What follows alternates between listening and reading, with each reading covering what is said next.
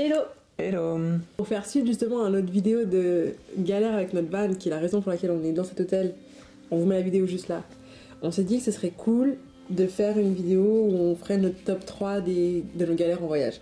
Et ben c'est parti, je crois. Hein. Ouais. Et il y avait un serpent à sonnette genre à 50 cm de nos pieds. Bon, j'ai quand même eu une infection rénale. Hein. Vous allez rentrer dans le coin le plus isolé de la Death Valley.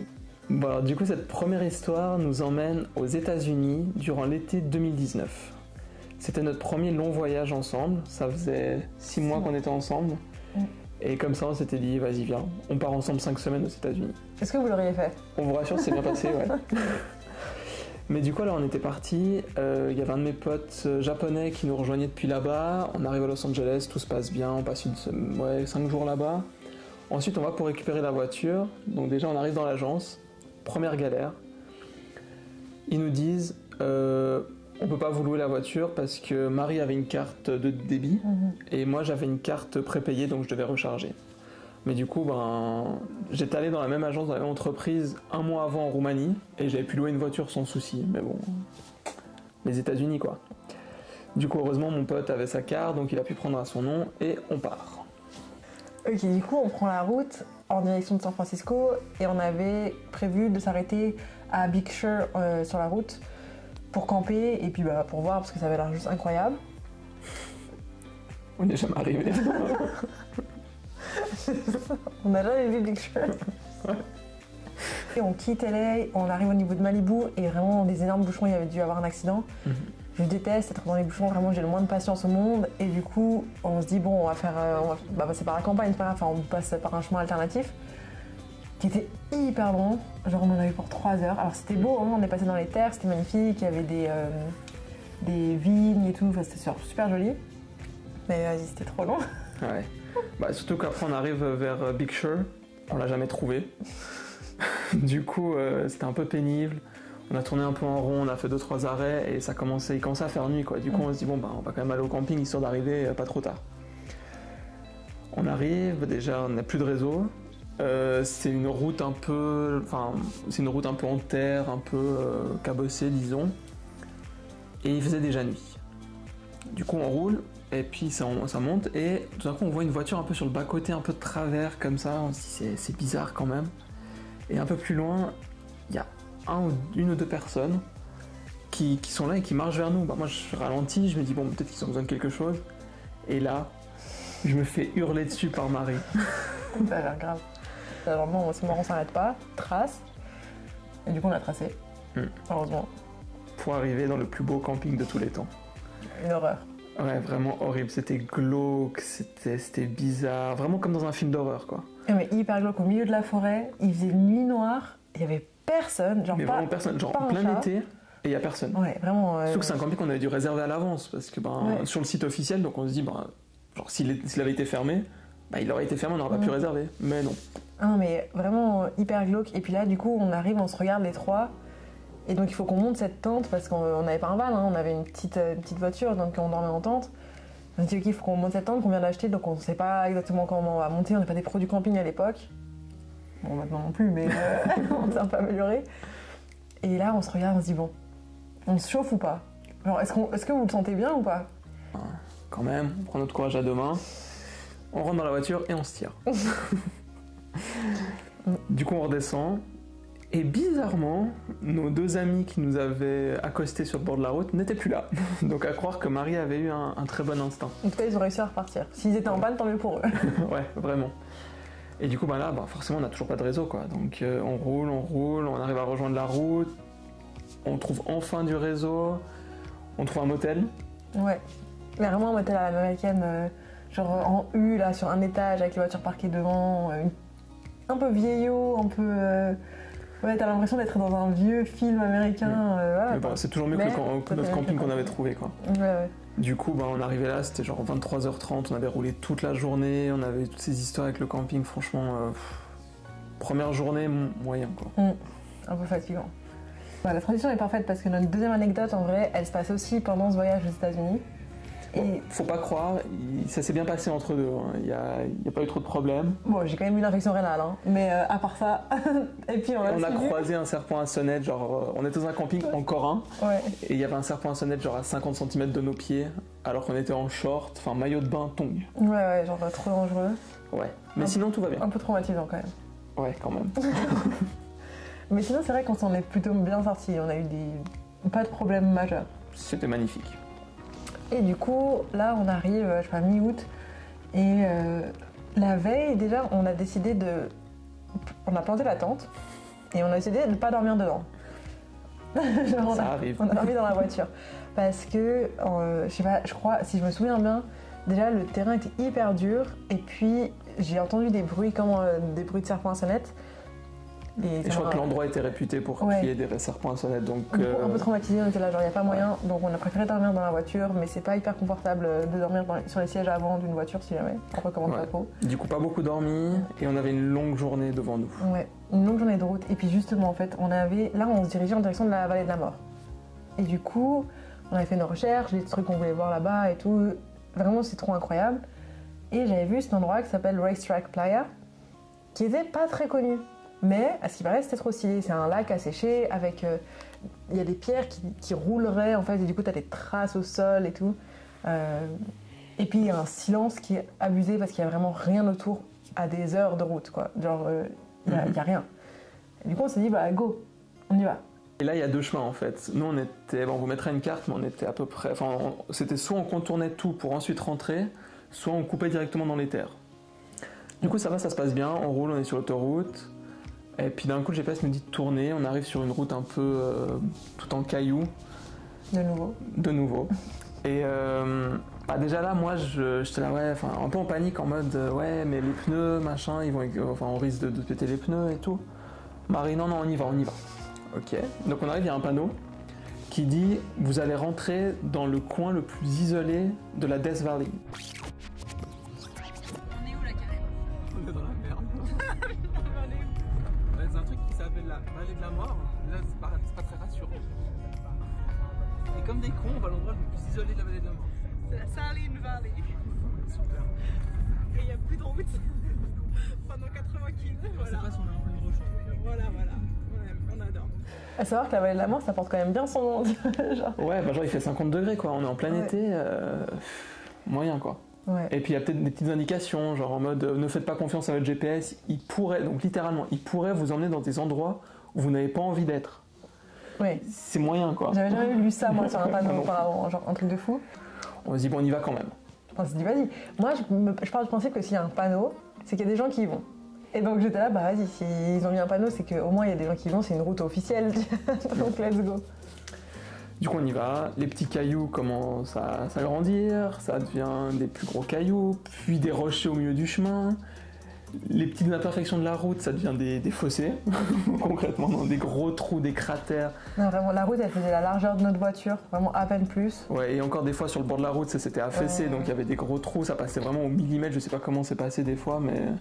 Parce que j'étais la meilleure copilote. Ouais, ça c'est vrai. Du coup, moi je demandais à Marie de descendre.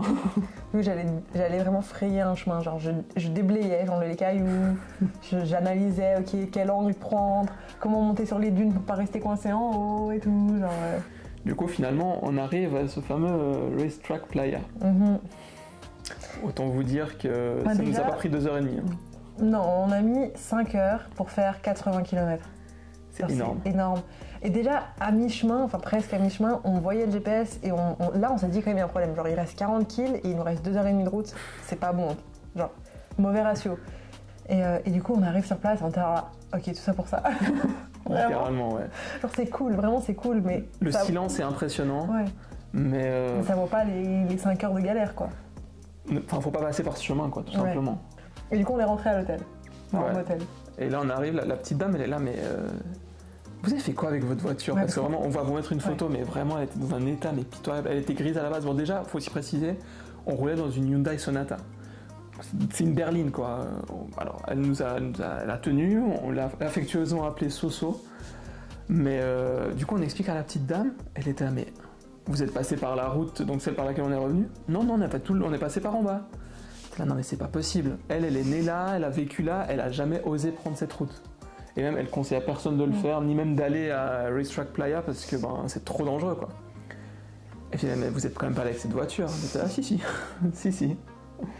Puis du coup, on se dit, on va quand même chercher sur Google, genre, des infos sur cette route parce que ça, genre... Ça a l'air d'être connu, quoi. Connu, ouais. Elle est sur un site qui s'appelle Dangerous Roads. Et c'est une des plus dangereuses au monde. Il y a quelques précautions, c'est genre, ils disent, il faut pas y aller si on n'a pas un 4x4. Encore une fois, on a une berline. Et puis, dernière précaution... Pas soulever les pierres. Et pas soulever les pierres à main nue parce qu'en fait, il y a des serpents à sonnette, des scorpions, des veuves noires, enfin genre... Trop réjouissant le truc. Tout ce qu'on veut pas rencontrer, quoi. Ouais, et du coup, on se dit quand même qu'on a eu une chance de fou, une bonne étoile, qu'on a épuisé là-bas. C'est pour ça que là, on galère avec le van, vraiment. Je pense que notre roi gardien, il a tout donné ce jour-là. Ouais. Et vraiment, on n'a rien eu. On n'a pas eu de soucis avec la voiture, on n'a pas eu de soucis avec les animaux. On s'est pas engueulé, malgré les conditions. Et on est toujours ensemble. Ça prouve que ça s'est bien passé quand même, au final. Peut-être qu'on aime ça. Hein. Au final, ça va, ouais. Ok, du coup, après toutes ces mésaventures américaines, on change de continent et on arrive en Islande, durant l'été 2020. Du coup, pour situer, l'Islande, il y a une route qui fait tout le tour, qui est goudronnée, qui est nickel, et sinon, pour rentrer vraiment dans les terres, comme on aime le faire, il faut un 4x4. Parce que les routes, c'est des F-roads. C'est des F-roads, ouais. Et là, c'est obligatoire d'avoir un 4x4, et pour une fois, on en avait un. On a retenu la leçon. Non, on a retenu la leçon. C'est vrai, on apprend nos erreurs. Pas toutes. Et du coup, on y va, on a repéré certains points. En gros, c'est vraiment au milieu des terres et il y a... on a l'impression d'être sur Mars ou sur la Lune. Ouais, sur notre planète, c'est sûr. En fait, au bord de la route, il y a un endroit qui s'appelle des Blood Craters. Et en gros, c'est des cratères noirs et au sommet, en fait, ça se voit pas à l'œil nu, disons, il faut un drone. Ouais, en fait, quand tu passes en voiture depuis la route... tu te dis juste que c'est une espèce de... Une petite montagne, quoi. Une petite montagne insipide. Ouais. Alors qu'en fait, au sommet, il y a une sorte de bande rouge et on dirait du sang, d'où les Blood Craters. C'est trop stylé. Ouais. Et du coup, on lance le drone. Le premier jour, on lance le drone, machin, on fait des photos, on fait des vidéos. Moi, j'étais content. Marie, pas vraiment. Ouais, moi, j'étais un peu mitigée. Mais parce que je suis hyper exigeante. Du coup, voilà. Faut reconnaître ses défauts. Il y a énormément de vent. Genre en Islande, quand il souffle, genre nous on vient de Suisse, on a la bise. À la base c'est un autre niveau. Quand vraiment tu sors de la voiture, il faut tenir la portière. C'est tu marches contre le vent comme ça, tu es ralenti par le vent, enfin bref. Donc beaucoup de vent. On va là-bas, trop cool, on profite, machin. Et le lendemain on repart et on se dit, jeudi, vas-y on prépare voler le drone quand même, j'aimerais bien refaire un peu des photos et tout. Puis Karim, il était pas trop chaud au début. Il y avait quand même énormément de vent ce jour-là. Déjà la veille, il y en avait pas mal, mais alors là... Ouais, il y avait vraiment beaucoup de vent. Et on avait le DJI Mini, donc 250 grammes. Même pas. Ouais, moins de 250 grammes, sachant que nous, on galère à marcher contre le vent. Moi, je me suis dit que c'était une bonne idée de lancer le drone. Et du coup, en fait, ce qu'elle voulait, c'est d'avoir un plan d'encore plus haut que la veille. Donc, je lance le drone à 120 mètres, donc la limite légale.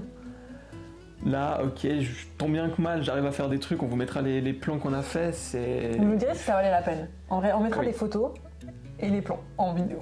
Les conditions dans lesquelles ont été faites ces photos, c'est assez exceptionnel, vraiment. Et du coup, d'un coup, je me dis, ok, c'est bon, il y a quand même énormément de gens, je reçois des alertes, alerte vent fort, je me dis, ok, je vais le redescendre. Et puis c'est bizarre, j'essaie de le rapprocher, je vois plus ou moins où il est, j'imagine plus ou moins où il est, j'essaie de le ramener vers nous. Et plus je le rapproche, plus la distance s'éloigne. Je dis, c'est bizarre quand même. Donc je le ramène, je le descends, je regarde un peu autour, je vois notre voiture, j'essaie de le ramener, et il continue à s'éloigner. Du coup, là, ni deux, qu'est-ce que je fais? Il restait plus beaucoup de batterie, je le descends genre à 5 mètres, et je cours dans la direction où j'ai l'impression qu'il y a le drone. Et vraiment, donc l'endroit, c'est une route, et autour, c'est un désert noir, vraiment. Et à savoir que Karim, quand il est paniqué, il réfléchit avec ses pieds. Donc il court, il est là. Il fonce et tout, mais il réfléchit pas trop, il s'arrête pas pour réfléchir. Tout dans les pieds, rien dans la tête.